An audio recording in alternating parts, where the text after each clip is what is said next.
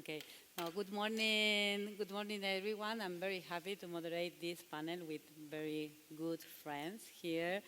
The idea today is talking about the trends, fund investment, and how the innovation on the startup and even properties and government can use the funding for develop the sport tech ecosystem. No?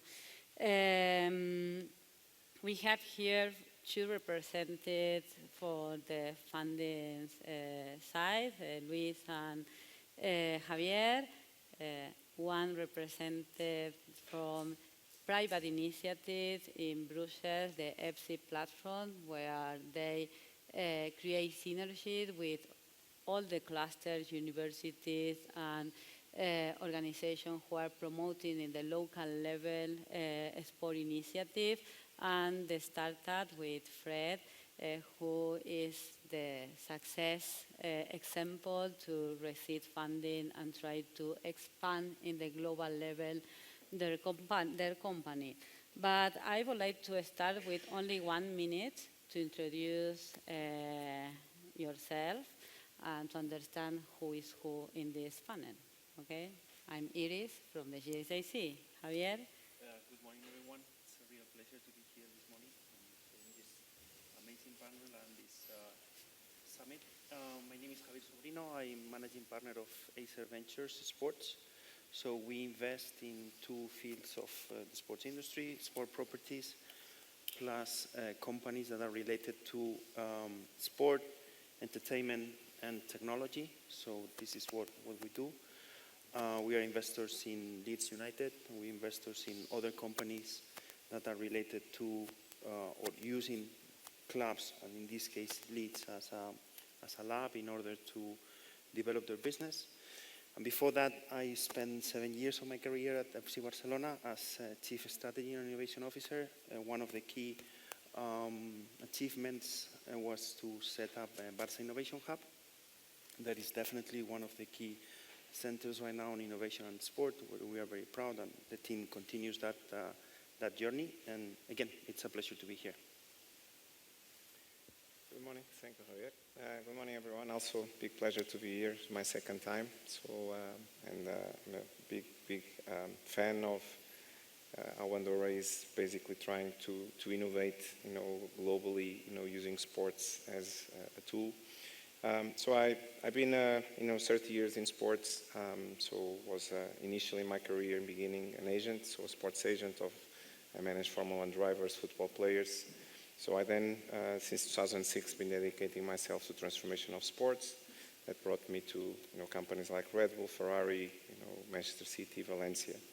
More recently, I was the first Chief Digital Transformation Innovation Officer at FIFA, and also the CEO of 11 Sports and member of the board as well of Aser Ventures. So today I'm the chairman of Apex Capital, which is the leading investment platform led by athletes. So we work with 75 athletes in 7 different sports: Formula 1, Formula E, football, golf, surfing, etc. So quite diverse. So we invest basically in startups, so very much focus on seed, Series A. We tend to invest a lot on Web3 and other disruptive as well technologies. And also I'm splitting as well my time in different boards. I'm also on the board of Real Fever, which our CEO is here today. Great pleasure to be here with him. Also socios.com, Common Goal, and I work as well with multiple investment funds. And a big pleasure to be here. Thank you for being here as well with us. Thank you. My first time today here in Andorra, so thank you very much for this but special... Not last, no? Not last, absolutely not last, it is. So maybe I would like to start by congratulating you, as I did in the past, because in terms of gender balance, you're always in the middle of men here, so congratulations. You can cope with all these men. Yeah. Practically myself, so Alberto S.Bichi, I'm the executive director of EPSI. EPSI is the European platform for sports innovation based in Brussels. Basically, I've been also myself with many of my panelist fellows in charge of sports for 30 years now. I've been representing sports brands, so the Nike, Adidas of this world in Brussels. So I was their lobbyist for 20 years in my career. And then indeed, together with the Dutch gentleman called René Bijlans, we created this EPSI. So what is EPSI? EPSI really is an association that tries to gather all the different stakeholders operating in the field of sports. And this you mentioned some, indeed companies, but also universities, research centers. But we have also public authorities, so we have cities, we have regional authorities. I don't know, some examples, the city of Po, the city of Torino, Turin is some of our members. But we have also national authorities, so we have ministries, Ministry of Sports in Bulgaria, in Greece, and in Portugal are among our members. So this is what we represent. And basically, what do we do with all these members? We mainly do three things. One pillar is what we call fundraising, so we're helping our members to get money, principally public money, through all the financing programs in Brussels. There are many. The second pillar is what we call business creation. So we try to bring also private investors into the sports ecosystem, and I've nearly finished, Iris. And the third pillar is indeed what we call the lobbying and education. So we'd like to really fertilize the sports ecosystem so as to explain mainly policymakers on the relevance of sports and why they need to be much more attentive and invest much more money into the sports ecosystem. That's it, Maria Iris. Perfect. Fred? Good afternoon. It's a personal honor to be here today, and thank you very much for the invitation. My name is Fred Antunes. I'm the CEO of Real Fever. My natural and core DNA is a gamer, and in 2015 I founded the Portuguese Blockchain and Cryptocurrency Association. 3 years after, I became the CEO of Real Fever, and today I sit in the work group of Bank of Portugal to all the Euro digital and crypto assets affairs. At the university level, I coordinate the post-graduation in the University of Porto in Web3, blockchain and crypto economy, and in the University of Lisbon, I teach in the Blockchain Revolution executive program. Perfect. Now let's start with you again, Luis Vicente. You're president of Apex Capital. The idea is I follow your activity, your fund, your investment, but your fund is referenced in managing investment of elite athletes, no? And how is the connection between athletes and startup and the benefit for the startup and the industry, no? And we are in Andorra, you know, in Andorra, a lot of elite athletes are living here in Andorra. What is your suggestion for them, and how APES can help the professional athletes in create the strategic plan for their investment and help the startup or the region, you know? Yeah. Thank you, Luis. And again, as you said, Andorra, there's a lot of professional athletes that have chosen Andorra to live, which is also great to be here, so, and in this hub. But I'll say that Apex is born from a belief that I also had for many, many years, you know, that athletes, you know, need really to become entrepreneurs on their own.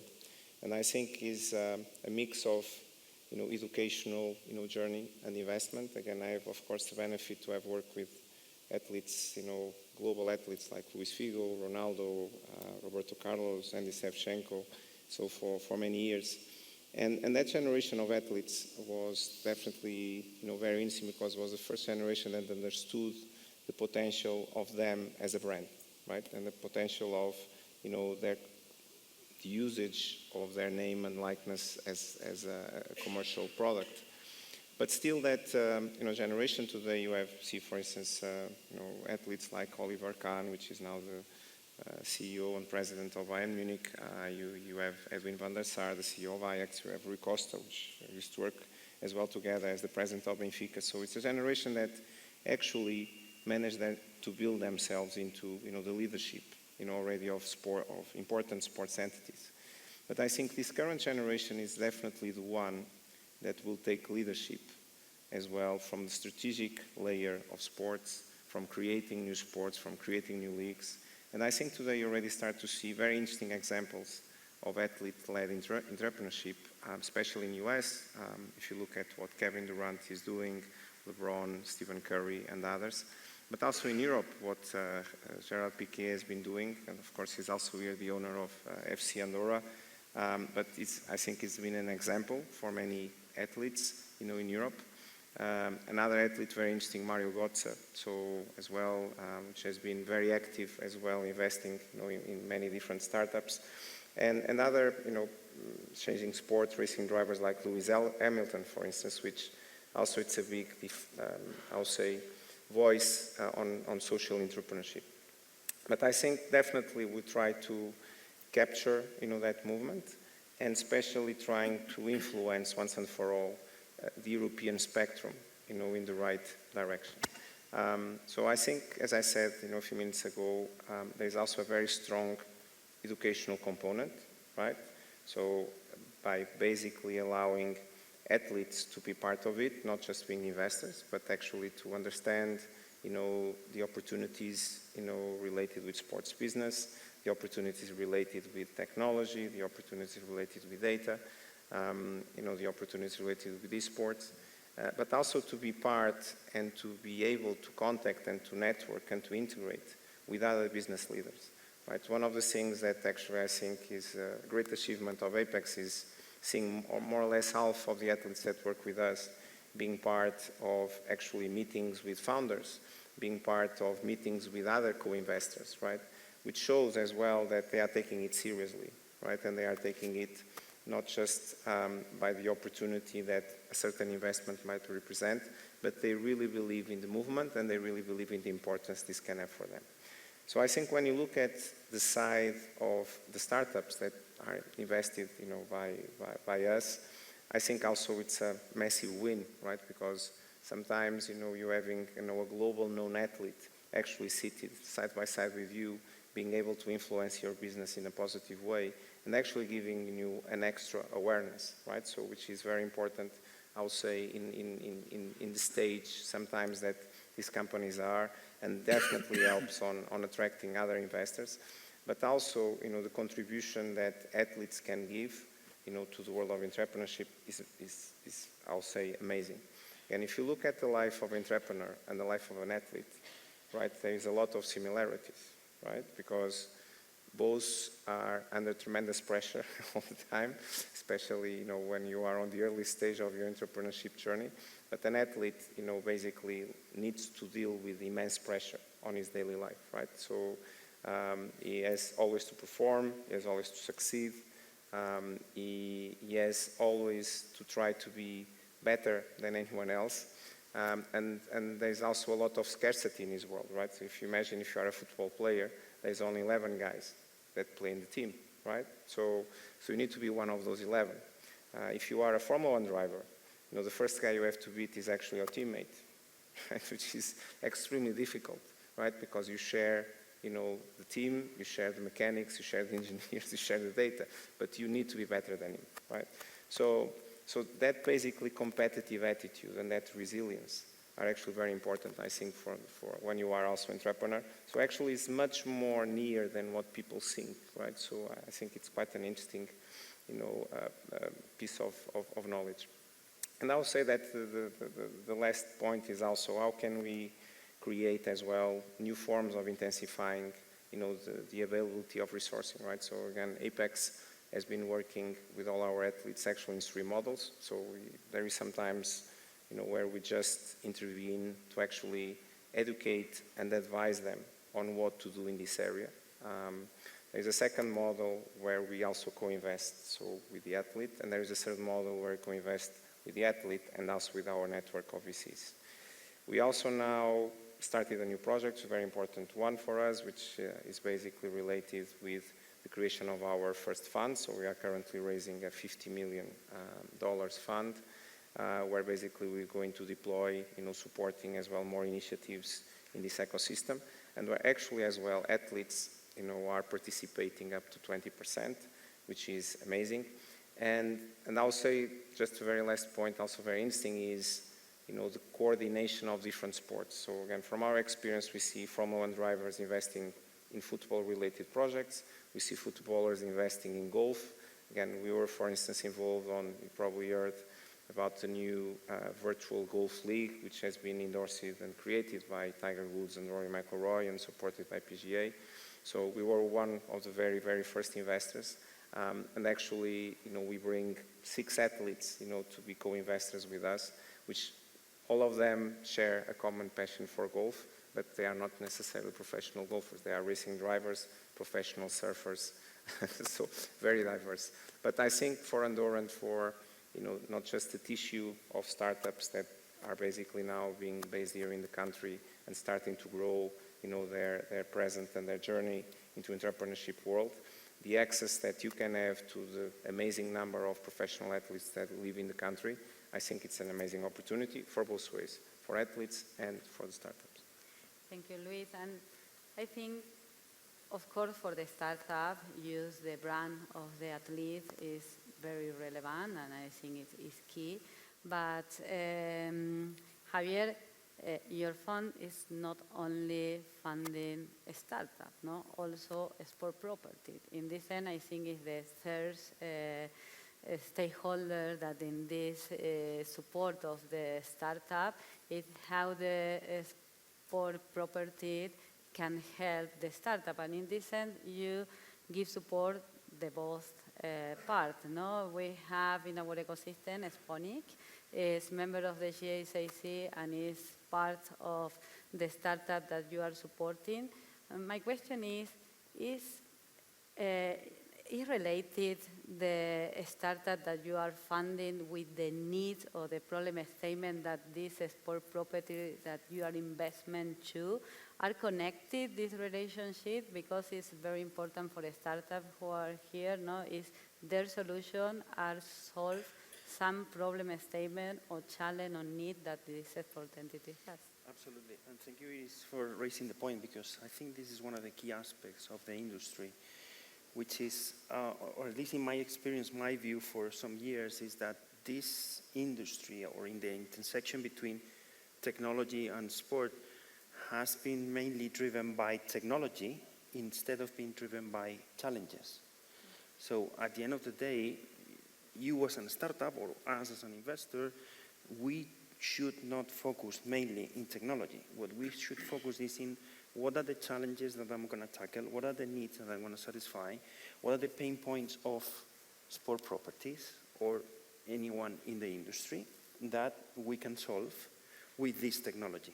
And then technology becomes absolutely relevant. So that's precisely the case with us. So what we try to do is to select those challenges, not only from our perspective in terms of a sport property, that definitely we do, but from the industry perspective as a whole, based on all the experience that the team internally has. And this is where we focus. We focus in the intersection between those companies that are targeting real needs and how we can contribute. Because at the end of the day, we are also very, very hands-on fund. So we don't invest just for the sake of investing. We only invest in those companies that we can contribute in their development. You mentioned the case of Sponics. Definitely, Sponics is an amazing company we found some months ago, together with GSIC as well. It's a great partner. And they are solving a key issue, which is virtual advertising. And they are doing with an amazing technology, and they are doing a great job, and they are kind of disrupting that market. Our experience, as Luis was mentioning before as well, with 11 is we count on many professionals on the entertainment industry and on TV rights. So there was a perfect mix. We know that virtual advertising is a hot topic in the industry. We have found a company that is disrupting the market. Let's support. And right now what we are doing is we have kind of daily work with them in order to make them grow. So to your initial point, absolutely yes. It's a question of challenges. It's a question of how you contribute and how you solve problems, and then you find the technology, and not the other way around. Thank you. And I think in this sense, organizations like the GSIC and the EPSI can help in give visibility and create like this meeting point to allow the startups show their solution for the sport entities. And I always say the funding is very important, but when you have a good product, you want to sell the product, no? And I think this is why, Alberto, I would like to understand for the startups who are based here in Andorra. We know Andorra is not part of the European Commission, but I know they can get or they can create synergy even with your platform to be part of some international project where they can get funding too, no? What is your role or your advice for the local companies or the local cluster like Andorra cluster who is member of the EPSI too? Your advice about the opportunity that in Europe they can find, you know? Yes, Iris, I guess that, the increased visibility is definitely one of the fundamental aspects that startups are looking for. But as you mentioned also, there is a lot of finding potential clients, finding potential buyers. And so ultimately, I guess that being part of a network, being part of a platform which gathers, within its remit, gathers both private but also public entities, this is a place where indeed all these startups can ultimately, find, some market opportunities. And I'm very proud, for instance, that city legend Jimmy that was awarded this morning is also part of the platform. But we have many entities. But so coming back to your question is that ultimately, how do we help?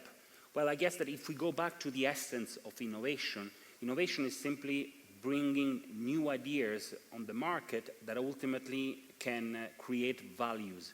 And values, they can be economic values, they can be social values, they can be environmental values, they can be health values. So the values are quite big. And so this is exactly how we work at EPSI. So based on these new ideas, we are trying to collect all these ideas from our constituency, from our members. So we collect all their project, but also business ideas in a very standardized way, which we call it, a concept note template. And so based on their ideas, we are trying to understand how to develop further this idea, finding a European financial means that will be able to support these ideas, but finding also investors, such as Luis and the other panelists here, that will ultimately invest in these innovative business ideas. And so this is exactly how it works. We have an electronic platform which is called the MOZ, the Members Only Zone, where actually everybody can see what kind of project ideas are proposed by all the other EPSI members.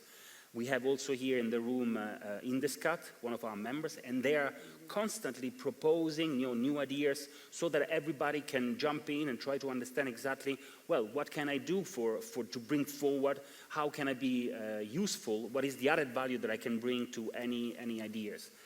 Now coming back to your question, Andorra is not in the European Union, you're totally right, but Andorra is an associate country to the European Union, and so Andorra is entitled to receive also European money. They are not entitled to be the leaders of any projects, but they're entitled to indeed take part in any kind of project ideas. This is one way to do it, and the second way to do it is inevitably the value chain. So if you're part of a value chain and you're located in Andorra, and ultimately this excellence, this Andorran excellence is very vital for the rest of the European value chain, of course you're included, and of course we want you because you have an excellence and we need your expertise to make sure that ultimately the overall project ideas or the overall business ideas will be successful. And so this is definitely another way where you can integrate, companies or organizations that are based in Andorra. Perfect. We get your words, and the next edition of the summit, we hope the rest of the stakeholders in the region can be here supporting Andorra and creating this space to create synergy with the neighbors, no, or the rest of the country in Europe. And Fred, I think you are the real best practice about how you can got money for in this case for Apex Capital, and what is your vision or your advice for other startups about the process and how you are thinking in expand in the global level your company, and if get funding was a long-term strategy. Understand a little more your experiences and please introduce your company and the solution that you are offering for the sport industry, please. So after the investors, now I represent the startup side. Well, I have the privilege to be the CEO for one company that was almost profitable since day one. And that is definitely one of the most important KPIs when you pitch to get investment. But also at the second moment, and I'm going to quote Javier because that's one of the key points, is really the talent that you have behind the team. And how do you manage the team, in fact, when you grow? So at the very first moment, what we do in Real Fever is like our nature in the last 10 years, because we've been here since the beginning, not only me, but almost 50% of the team is directly connected to crypto for its roots, for its philosophy, and for, you know, the decentralized movement that Web3 and blockchain technology are trying to bring to planet Earth. And I think one of the biggest challenges, and probably the biggest one we have today, is to retain talent. Because in the United States of America, there are companies doing what we do, and even in Europe, that are worthing today 5, 6, 7 billions, and Real Fever today just worth 60 million. So from 60 million, I know 60 million is a good number, but compared to 5, 6, 7 billions, there is a long road to do. And in the moment where the market identifies a startup that is performing very well in terms of numbers and revenue and product execution, they will immediately, the headhunters will chase your team on LinkedIn and, you know, try to get them away. And one of the reasons I came to Andorra is because I don't have a chief happiness officer in Real Fever. It's a role that I still do it, and probably I will do it until I stay in the company. And you have to take care of your team and have a very good balance between not only the salaries, not only the stock options, because everybody should own a very, very good stock options plan that over the 3, 4, 5 years, if the company is very well successful, is not successful only for the CEO or for the founders, but it's successful for the junior levels up to the top management. And at the second hand, where do you expand the company for them to keep them happy? And I see Andorra as a huge opportunity for that, not only for Real Fever, but probably for a lot of other startups, because the ecosystem that I found here when I came on vacation last August was absolutely brilliant. You know, first of all, in terms of pollution, this is absolutely magnificent. We are breathing fresh and unpolluted air. For me, it's super important this when we speak about sustainability and everything. So Lisbon today is a very polluted city compared to others in Europe, probably not that much, but compared to Andorra la Vella or Ordino, this is just like a paradise in terms of pollution. The second one is all the infrastructure and facilities that you have here. And it's like, just take a look at this place. We could organize events like once per month, like this one, bringing more people from outside. So we just need to communicate this to the whole Europe. And I think as long as we bring more and more people here, they will fall in love with this. And that's what I would like, to give that possibility to my team, not to all of them, but especially the ones that they don't have kids, that they are digital nomads. I think this is just like a hidden gem that we have in almost in the center of Europe. So, yeah. Sounds great. I would like to be part of your advisory board, and the possibility to the meeting come here from Andorra too.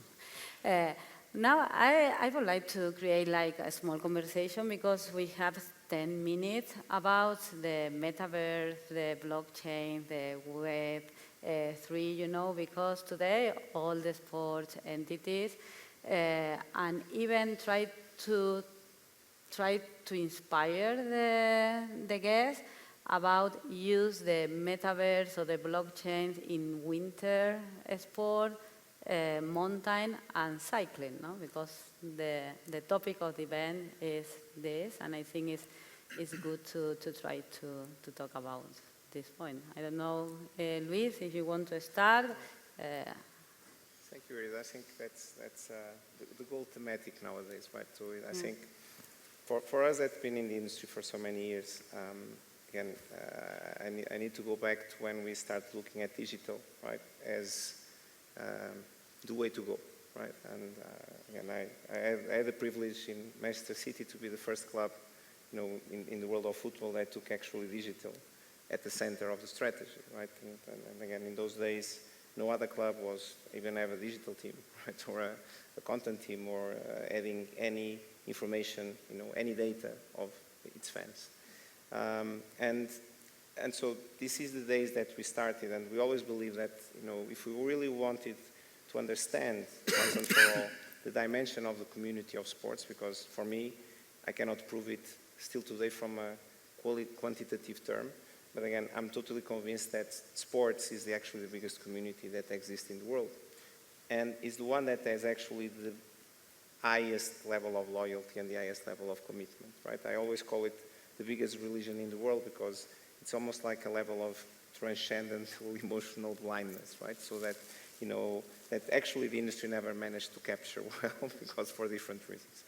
But I think the big obstacle and the biggest challenge that the industry still has today is exactly quantify and qualify that community, okay? I can say that I have 1 billion fans. Many clubs say that. Maybe it's true, I'm not putting that in question, but nobody can prove it, and no one is in connection, right? And especially what it means to be in connection means, effectively that there is a bi-directional relationship, right? So that you actually get inputs and you execute based on those inputs. And so I think on the digital journey until today, we went a big step, further, but we still have failed on understanding, exactly what the community wants and why the community is connected with us, and especially as well on finding ways of joint monetization, right? Because one thing as well we need to understand is, cannot just be the sports entities monetizing the fan. The fan needs to generate as well, via his addition to sports and his commitment to sports, a return on investment on his money, on his time, right? So and so I think that's actually the equation that blockchain is better prepared than anything else to reply, right? And when you look now today at Web3 and the big buzz about Web3, it's very important that Web3 is finally, here and is finally, at the center of discussion. But it's very important to understand that this is not a Formula 1 race, right? It's not a short race. It's a big journey. It's a long-term journey. It's a 6-7 years minimum, journey, because it's about, actually creating the adoption. It's about, changing the system, right? So coming from physical currencies to digital currencies, is about you looking at ways that you can generate, as a fan, your own sources of revenue and your own, basically, a much better way to having a voice, right? So for instance, today you are seeing a lot of DAOs, decentralized autonomous organizations, so I'm on the board of a few of them as well, which are entities that are trying to crowdfund, to actually, having, a level of ownership in clubs, in Formula 1 teams, in NBA teams. And this is a big step forward, right? Because if you look at how these organizations, are actually set, everything is public. and everything is visible. There is no more hidden rooms where people take decisions and nobody knows why. So actually you go, it's a decentralized ecosystem, so you actually can see who voted against a certain decision or voted in favor and why.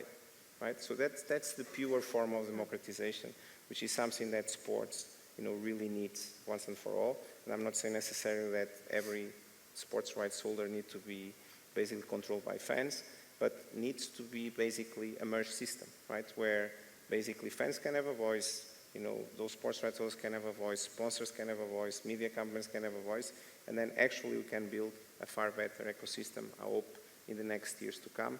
But this for me is fantastic, and I don't have time to speak in metaverse in depth, but metaverse is just as well a consequence of the importance and the relevance of virtualization of sports, right? So for many years, we leave sports as a physical, entity almost, but the virtualization side has been there for long years. If you look at what EA and FIFA managed to do with the FIFA game, and I was also fortunate enough to have lived, for some years, that specific area within FIFA.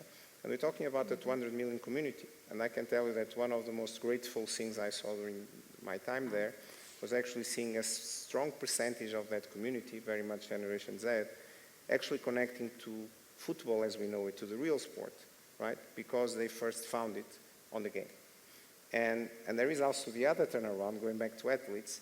Sometimes, we also need to do a better job, and blockchain is definitely the way as well to help on that, to tell the story of football, to be educational, the story of sports to the younger generations, right? Again, Ronaldo Nazario, one of the greatest athletes of all times, right? So today, a young kid doesn't know him because of what he did on the pitch or the World Cup he has won, or being the best player on the world on several occasions. It's because he is on the ultimate team of FIFA, right? And we need to understand this once and for all in order that also we can find the right execution going forward. Sorry, I went a little bit above the 2 minutes. Yeah, in the end, I don't know, Javier or Fred, the metaverse is a consequence. You need the smart contract, you need all the tools that you can allow you to use the metaverse, but how you imagine the metaverse for the winter sport, no? I have to say that I'm a little bit skeptical about metaverse as a concept, because in my view, what I've seen so far is, again, a technology-driven trend instead of challenge or needs-driven trend. So obviously innovation is there, obviously technology is going to contribute, but I think we need to go down to earth and see how this technology, that you can include into the metaverse umbrella, is going to contribute. And the second key question is, to which stakeholders? Because at the end of the day, and we have seen this with e-games, FIFA, which is a great example, by the way, are the sport properties benefiting out of e-gaming? I think they don't as much as game developers. So the point is, what is happening right now in the market on e-games is that traditional brands, very well-known brands, very well-respected brands with a lot of engagement, they are benefiting e-gaming industry for their own purpose. Same thing with social networks. Who has benefit out of the social network growth? Social network owners. If you are big brand, Real Madrid, Manchester City, whoever that is, FC Barcelona, who owns the data? The data is owned by social networks. So again, I think this is, and the world is changing, and in my sport property hat, I'm concerned about to what extent all the value that is going to be created, massive value, is going to be captured by the sport properties. And this is not obvious, because I think there are great examples of social networks, e-games, in which sport properties, with certain exceptions of course, they haven't captured that value. They have been absolutely involved in creating the value, but they have created the value for third parties. And I think with metaverse, is precisely, they cannot afford a third mistake of that degree. So again, I definitely see the evolution.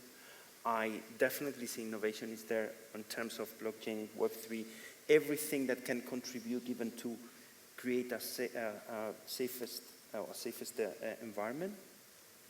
But it's up to the sport properties to know how to capture that value. I'm sure it's the next generation of social media, no? Where the fan can get their own avatar with the privacy that today in the social media they doesn't have, you know.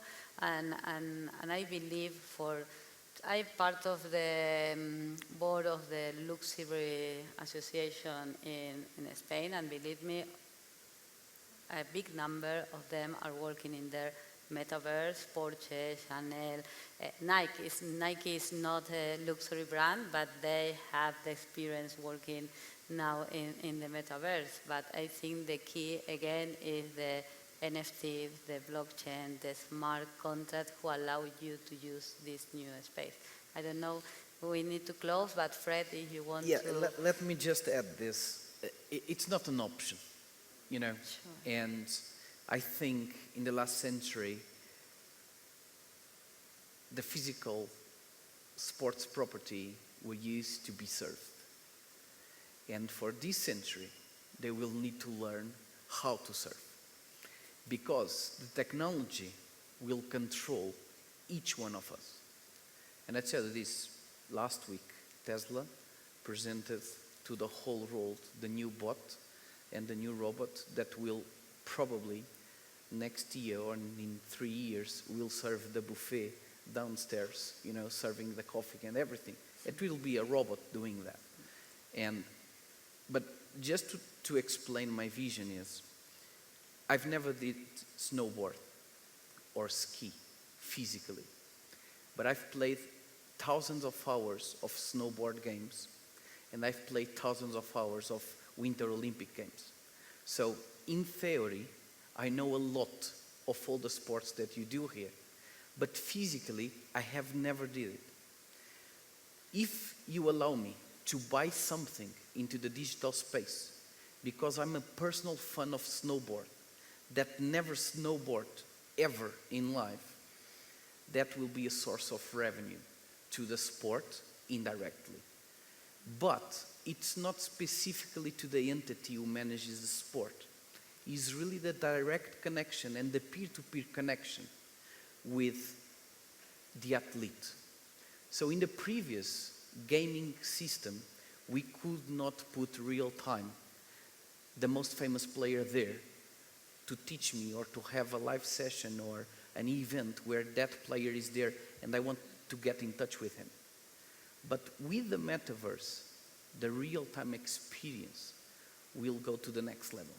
So after a real football event or a real snowboard event or a real ski event, the player can take like 30 minutes to support all the digital funds that are distributed all over the planet to get in touch with him. And that is an experience that worth money, because if I live in Africa, South America, Asia, or Oceania, I will not come here, you know, to watch the live event. But the metaverse will enable the possibility to scale up the event, not only for the numbers that the minister presented here, but to increase those numbers in a multiples of 5, 6, 7, 10 times in the next 5 to 10 years. And that's how I see it. So it's important to have the physical ones growing, absolutely, but think about a total addressable market of planet Earth in total, and not only, you know, the little place that we have to organize something. Thank you.